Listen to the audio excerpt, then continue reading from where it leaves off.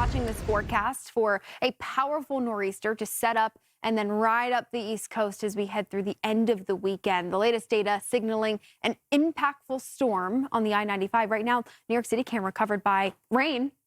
Right? What a switch up this has been. Gross Friday. It is. But you know, it's rain and not snow. And I think for some people, rejoicing about that very fact. And then looking into this weekend's forecast saying, wait, this rain washing away the last of that old nasty snow before we get some of the freshies on it. Stuck on the ground for over 20 days, right? So we are seeing growing confidence in a more impactful nor'easter. And the trends with this afternoon's runs pushing that coastal low a little further west, closer to the coast, which then would lead to higher impacts from snow totals and wind. Yeah, I know previously, and we'll show that, you were showing all the ensemble thinking, the low position. And there's this good cluster, and folks are saying, well, what's up with the uncertainty here?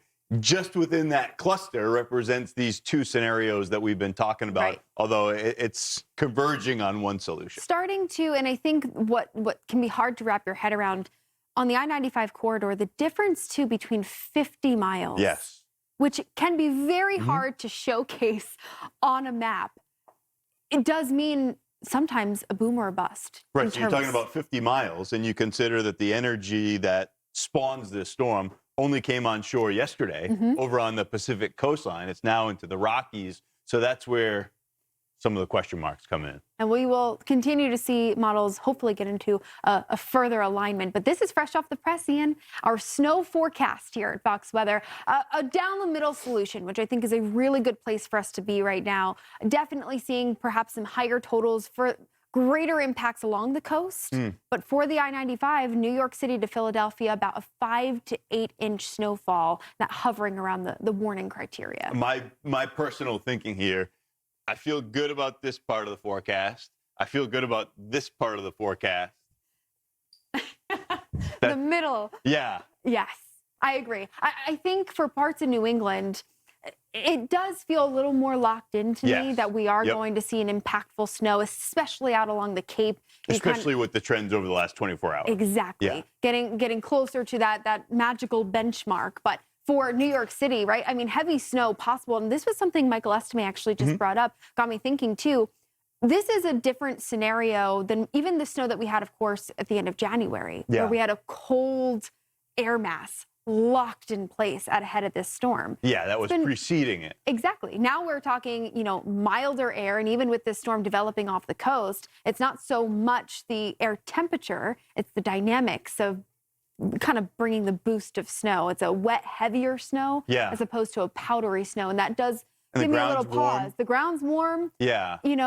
I think that there's something to that in terms of how much of that snow can actually stack up. Yeah, that's where I'm at for the tri-state, which gives me a little pause. But the most interesting thing to me is what's going through today, how much high pressure builds in that little period, and then the pace of the storm. How long does this hang around? Because one would think for a couple of reasons. One, longer it's around, the opportunity for snow is greater, but also it lets that trough dig a little bit more, which was the mechanism that would pull it a little bit closer to the coastline. Yeah, I think that's the thing. There's so many different puzzle pieces that have to come together still. Yeah. Our first alerts are up. I got a push notification from the Fox Weather app, Winter Storm Watch, Westport, Massachusetts, my hometown. Hometown, getting ready. I'm not surprised to see these at all. Now, speaking of your point with this energy shifting out of the west, what we have up across the West Virginia mountains is actually really not even our storm. This is just kind of that energy transfer. The winds pushing upslope against the mountains, that's obviously going to squeeze out the snow potential. But that winter storm watch for perhaps a pretty impactful snow as we go through Saturday. Yeah, this stuff isn't even close. It's been like this weird kind of nebulous setup. We've had multiple disturbances, but yeah, it's the Rockies one that brings this. You get the area of low pressure that spawns right there effectively in response to that dip in the jet stream. And yeah, the overall consensus has been a touch closer to the coastline. Yeah, and the Euro, ever so slightly, the new run coming in this afternoon has pushed just slightly west, but it's still kind of it seems a more conservative forecast to me. Lower accumulations, not as robust as what the GFS counterpart has been showcasing. But I do think that, nonetheless, both of these scenarios show a strengthening low. And that's going to be important, I think, for banding snow and for wind.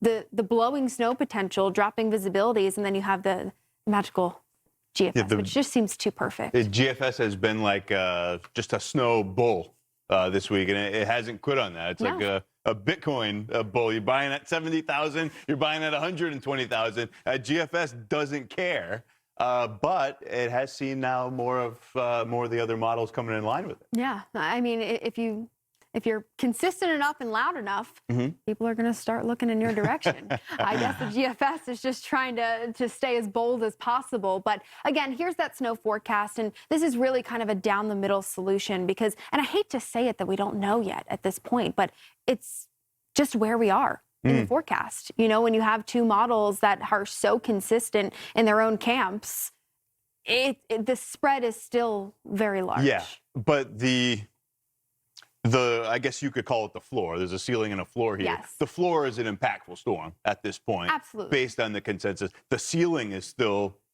kind of a Quite top high. end snow. Yeah. Right. And that's, something that we'll be looking at and fine tuning as we go through the course of today, certainly through tomorrow ahead of this storm. But I do think for New York City, for Philadelphia, Boston, the coast especially, now is the time that we can really start locking in, preparing for, I think, especially come Monday, because the onset of this it's actually not that bad of a look for Sunday. Sunday night, you'll start to see snow start to settle in, but it's the Monday morning commute that could end up being quite challenging. And the long and the short of it is we're shoveling, we're plowing again. Absolutely. 2 inches. I found this at 2 inches is plowable. Yeah. So that means all of our salt trucks, our plow. They're activated. They are no activated. question. And absolutely.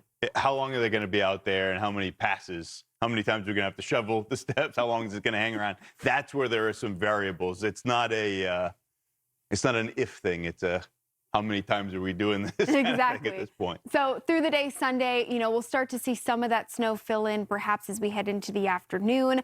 This is interesting. Now, this is the Fox weather model coming in. I do think as we see perhaps maybe a transition with that early onset. Yeah. The early onset. And then as this low continues to deepen, a couple things will happen. We'll dynamically cool the atmosphere, and that's what's going to change things over to snow. That's the point you were making, though. I mean, we had that clash yesterday between very different air masses, a springtime setup that produced tornadoes in the Ohio Valley. We were tracking those yesterday. This is way different than when we were with that storm at the end of January. So at least at the onset, there's going to be a period of time, which the Fox model was showing that nicely, where you need to cool everything down. Exactly. And that's more likely through the overnight hours as we get into Monday morning. Now we see this low beginning to deepen. We have snow set up for the I-95, but again, just a wiggle west east would mean the difference of, some of those fringe impacts. But right now, certainly we'll see snow as we open up the day Monday. This Fox model is a little bit more Euro-ish. It is, with right? where the low is. But yeah, you can see exactly what we're talking about. This band here is a super heavy band of snow, and it's clipping maybe southern New England, Cape Cod, and the islands. That was my point. There's snow coming, but if we can avoid being in this, that's the difference between. And when does this set up? Yeah. Because that will be really the key feature on how quickly this low is deepening. That will then transition to those heavier snow bands. And then one thing I always find with storms that are deepening like this too, you'll get that heavy snow band, then you'll get the subsidence that follows behind it. And that banding impact then can also have an impact on overall snow. It's a complicated set. Folks are saying, I hope I wouldn't have to hear these things. I hope I wouldn't have to talk about these things again. Yes. I think many of us were kind of hoping that we were through with winter. We've more than made up for it, but we will be here to see how it plays out.